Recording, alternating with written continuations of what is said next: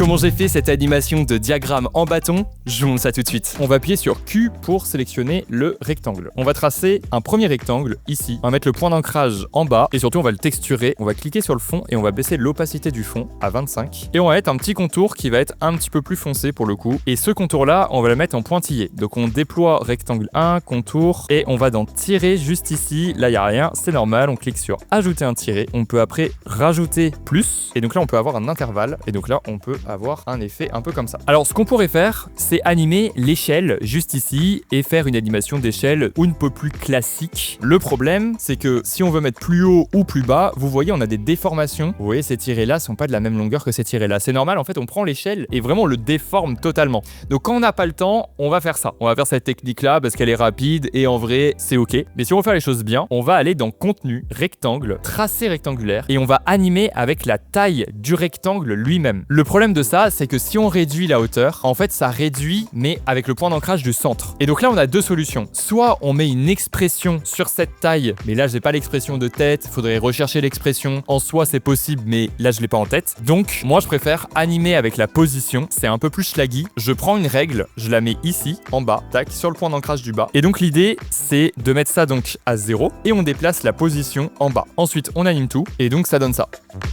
Eh bien, les proportions des tirets sont quand même gardées, contrairement à tout à l'heure où là c'était vachement étiré par rapport à là. On fait la même chose pour le deuxième et qui va être donc plus haut. Et donc ensuite en dessous on met les légendes, donc 2024. Et donc pareil pour le haut. Si on veut bien que le chiffre suive la courbe, bah ce qu'on fait c'est qu'on fait une position et donc pareil pour le deuxième. Tac, ça donne cet effet là.